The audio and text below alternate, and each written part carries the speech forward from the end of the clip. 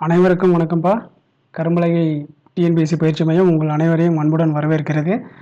இன்னைக்கு நாம என்ன வீடியோ பார்க்க போறோம் அப்படின்னா, விடுதலை போராட்டத்தில் தமிழகத்தோட பங்கு என்னன்னு பார்க்க போறோம். அதாவது இது வந்து தமிழகத்தின் பங்குனா, தமிழகத்தில் என்னென்ன விடுதலை போராட்டங்கள் நடந்துச்சு அப்படின்றத அடுத்த வீடியோக்களில் பார்ப்போம். இப்போ என்ன பார்க்க போறோம் அப்படின்னா, தமிழகத்தின் சார்பாக விடுதலையில் பங்கு பெற்ற விடுதலை வீரர்களை பற்றி ஒருத்தராக பார்ப்போம்.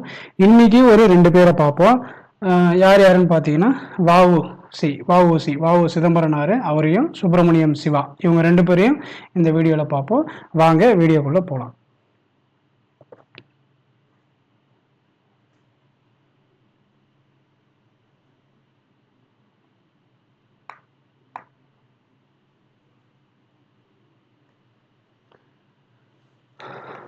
விடுதலை போராட்டத்தில் தமிழகத்தின் பங்கு இது எங்கே வருது, எந்த பகுதியில் வருது அப்படின்னு பார்த்தீங்கன்னா, யூனிட் 8. ஓகேவா, யூனிட் 8ல் நம்மளோட தமிழகத்தோட போராட்டங்கள், விடுதலை போராட்டங்கள், தொடக்க கால கிளர்ச்சிகள், விடுதலை போராட்டத்தில் பெண்களின் பங்கு, விடுதலை போராட்டத்தில் தமிழகத்தின் பங்கு, தொல்லியல் கண்டுபிடிப்புகள், திருக்குறள், இது சம்பந்தமாக எல்லா பகுதியும் வந்து இந்த பகுதியில் வரும். ஓகேவா, வாங்க இப்போ நம்ம அவங்க வஉசியும் சுப்பிரமணியம் சிவா அவர்களை பற்றியும் பார்ப்போம். ஃபஸ்ட்டு நம்ம யாரை பார்க்க போகிறோம் அப்படின்னு பார்த்தீங்கன்னா, வஉ சிதம்பரம் பிள்ளை, இவரை பற்றி தான் பார்க்க போகிறோம். இவர் ஃபஸ்ட்டு எங்கே பிறக்கிறாரு அப்படின்னு பார்த்தீங்கன்னா, ஒட்டப்பிடாரம்ல உலகநாதன் பிள்ளை, பார்வதி அம்மாள், இவங்க 2 பேருக்கும் வந்து மகனாக வந்து 1872 செப்டம்பர் 5 வந்து பிறக்கிறார். ஓகேவா, இவர் அடிப்படை கல்வியை வந்து ஒட்டப்பிடாரத்தில் முடிக்கிறாரு. உயர்நிலை கல்வியை தூத்துக்குடியில் முடிக்கிறாரு. சட்டக்கல்வியை வந்து திருச்சியில் வந்து முடிக்கிறார். ஓகேவா, 1895 வந்து வழக்கறிஞராக ஆகிறார். ஓகேவா, இவர் பாலகங்காதர திலகரால் வந்து கவரப்பட்டு 1905 வந்து காங்கிரஸில் வந்து இணைகிறார். ஓகேவா, இவர் வந்து தூத்துக்குடியில் சுதேச பண்டக சாலையையும் தர்ம சங்க நெசவு சாலையையும் வந்து நிறுவுகிறார். ஓகேவா, இவரோட சுதந்திர போராட்ட நடவடிக்கைகளால் எரிச்சல் அடைந்த அந்த ஆங்கில அரசு என்ன பண்ணுதுன்னா, 1908 மார்ச் 9 பிபின் சந்திரபாலின் விடுதலை கொண்டாட்டத்தின் போது இவர் வந்து ஆங்கில அரசாங்கத்தை வந்து அவமதித்ததாகவும் சுதந்திரத்துக்காக வந்து பொதுமக்களை வந்து தூண்டியதாகவும் கூறி இவர் மேலே வந்து வழக்கு பதிவு செய்கிறாங்க. இவருக்கு வந்து இரட்டை ஆயுள் வந்து கொடுக்குறாங்க. இரட்டை ஆயுள் தண்டனை வந்து வழங்குறாங்க. அரசு நிந்தனைக்கு வந்து ஒரு 20 வருஷமும் சுப்பிரமணிய சிவாவுக்கு வந்து உடந்தையாக இருந்ததுக்காக ஒரு 20 ஆண்டுகளும் வந்து மொத்தம் 40 ஆண்டுகள் வந்து அந்தமான் சிறையில் இருக்க வேண்டும்னு தீர்ப்பளிக்கிறார். இந்த தீர்ப்பை வழங்கினவர் யாருன்னா, அப்போதைய திருநெல்வேலி ஜில்லா செஷன்ஸ் நீதிபதி ஏஎஃப் ஃபின்கே, அவர் தான் வந்து தீர்ப்பை வந்து வழங்குறார். அடுத்ததாக பார்த்தீங்கன்னா,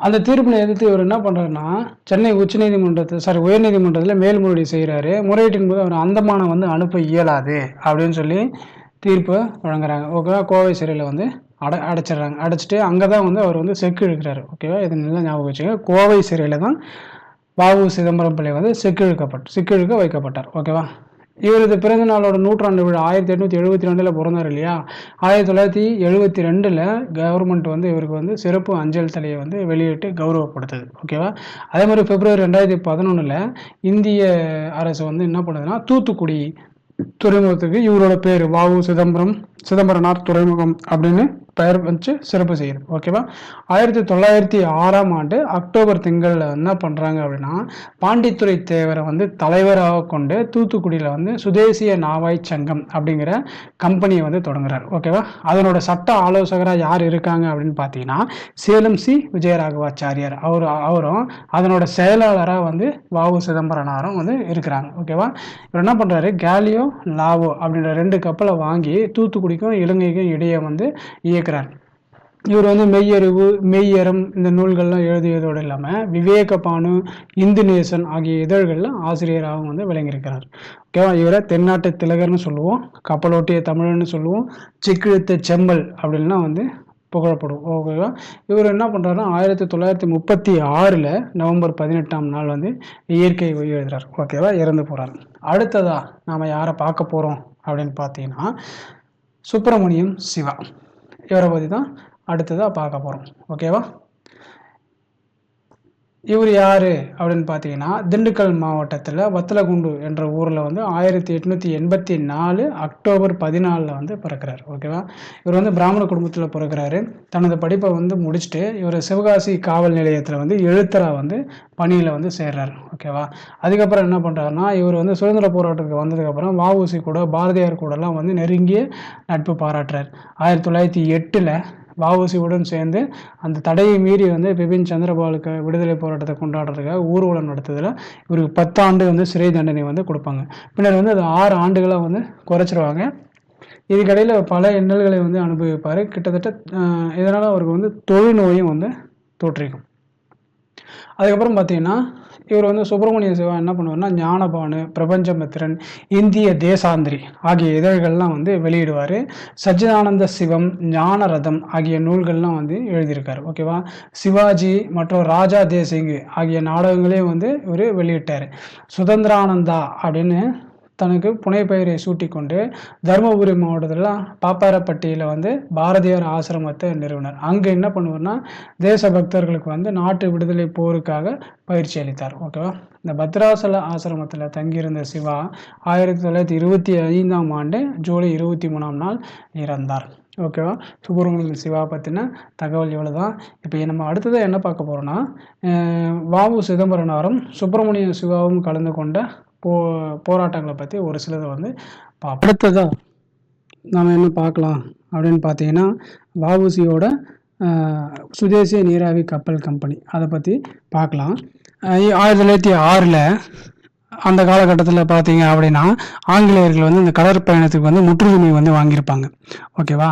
இதுக்கு எதிரா வந்து நம்ம செயல்படணும் அப்படின்னு சொல்லி, அதே மாரி சுதேசி இயக்கத்த வந்து தேசிய கவனம் வந்து பெறணும் அப்படின்னு சொல்லி, வ.உ.சி என்ன பண்ணுவார்னா, சுதேசிய கப்பல் கம்பெனி ஒண்ணு வந்து நிறுவுவார்.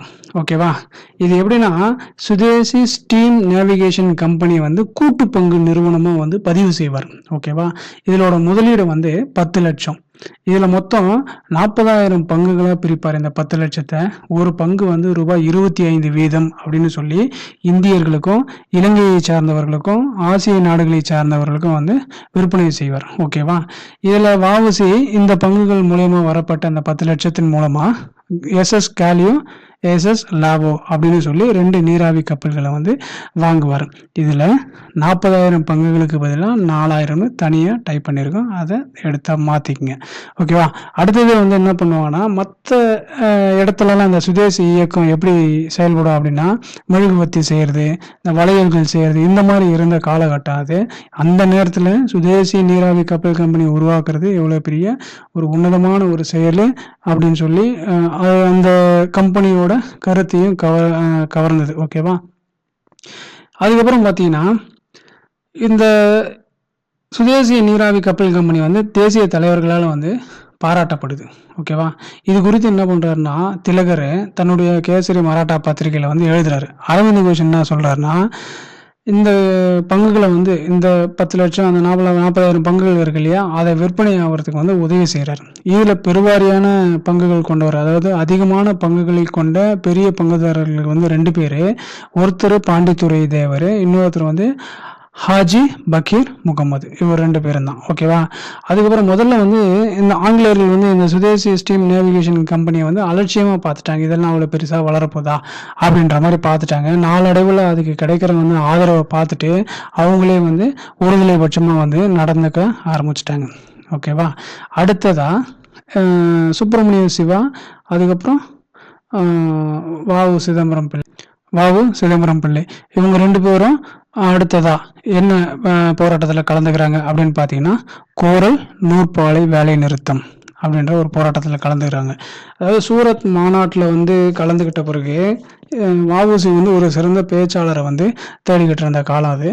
அந்த நேரத்தில் வந்து சுப்பிரமணியம் சிவா இவருக்கு வந்து நட்பாக வந்து பழகிறார். அதே மாதிரி அந்த காலகட்டத்தில் வந்து இவங்க விடுதலை வீரர்கள் போடுற கூட்டங்களை வந்து அப்போ இருந்த ஆங்கில அரசு வந்து உன்னிப்பாக கவனித்து கொண்டிருந்த காலம். அந்த நேரத்தில் சின்ன சின்ன போராட்டங்களையும் வந்து உற்று நோக்கியது. அப்போது அந்த கோரல் மில் தொழிலாளர்களின் படுமோசமான வேலை மற்றும் வாழ்க்கை சூழல்களையும் வந்து அதுக்காக வந்து வ.உ.சியும் சுப்பிரமணிய சிவாவும் வந்து போராட்டத்தை முன்னெடுக்கிறதையும் வந்து கவனிச்சாங்க. ஓகேவா? இவங்க 2 பேரும் சேர்ந்து 1908ல் வேலை நிறுத்தத்தில் ஈடுபடுறாங்க. ஃபர்ஸ்ட்டு வந்து தொழிலாளர்களுக்கு வந்து இந்த தலைவர்கள் நெருக்கடி கொடுக்கும் விதமா, ஓகேவா? தொழிலாளர்களுக்கும் இந்த தலைவர்களுக்கும் நெருக்கடி கொடுக்கும் விதமா இதை நடத்த வந்து தடை விதிக்கிறாங்க. தூத்துக்குடி நகரத்தில. ஆனா கடைசியில என்ன பண்றாங்கன்னா, போராட்டம் வந்து ஜெயிக்குது. அந்த ஆலய நிர்வாகிகள்லாம் என்ன பண்றாங்கன்னா, தொழிலாளர்களுடன் பேச்சுவார்த்தை நடத்துறாங்க. கோரிக்கைகள வந்து ஏற்றுக்கொள்ள முடிவு செய்றாங்க. அது வந்து வெற்றி அடையுது. இது என்ன சொல்றாங்கன்னா, வங்காள தீவிர தேசியவாதிகளிடையே வந்து உற்சாகத்தை ஏற்படுத்தியது. ஓகேவா? இந்த வெற்றி. அதே மாரி அந்த வங்காளத்து பத்திரிகை செய்தி என்ன சொல்லுது அப்படின்னா, கற்றறிந்த மக்களுக்கும் பொதுமக்களுக்கும் இடையே ஒரு இணைப்பை வந்து உருவாக்கியுள்ளது. அதுவே சுயராஜ்யத்தை நோக்கி எடுத்து வைக்கப்பட்ட உன்னதமான முதல் அடியாகும். இந்திய தொழிலாளியின் ஒவ்வொரு வெற்றியும் நாட்டிற்கு கிடைத்த வெற்றி அப்படின்னு சொல்லி அரவிந்த கோஷோட வந்தே மாதரம் வந்து புகழாரம் வந்து சூட்டுது. அடுத்ததா பார்த்தோம்னா, சுப்பிரமணிய சிவாவும் வ.உ.சியும் வந்து எப்படி வந்து சிறைவாசம் செல்றாங்க அப்படின்னு சொல்லி பார்ப்போம். பிபின் சந்திரபால் வந்து 6 மாத சிறை தண்டனைக்கு பிறகு வந்து மார்ச் 9, 1907 அன்று வந்து விடுதலை செய்வாங்க. ஓகேவா? இந்த வங்க பிரிவினை இந்த மாதிரி இதுக்காக வந்து போராடி வந்து ஜெயிலுக்கு போயிருப்பார். அதுக்கப்புறம் வந்து அதை வந்து என்ன பண்ணுவாங்கன்னா, நம்ம தமிழ்நாட்டு தேசியவாத இயக்க தலைவர்கள்லாம் என்ன பண்ணுவாங்கன்னா, சுதேசி தினமாக வந்து திருநெல்வேலியில் கொண்டாடணும்னு முடிவு செய்வாங்க. இதை என்ன பண்ணுவோன்னா, அப்போ ஆங்கில அரசு வந்து மறுத்துரும். அதை மீறி வ.உ.சியும், சுப்பிரமணிய சிவா, பத்மநாகர் இவங்க 3 பேரும் வந்து செயல்படுவாங்க.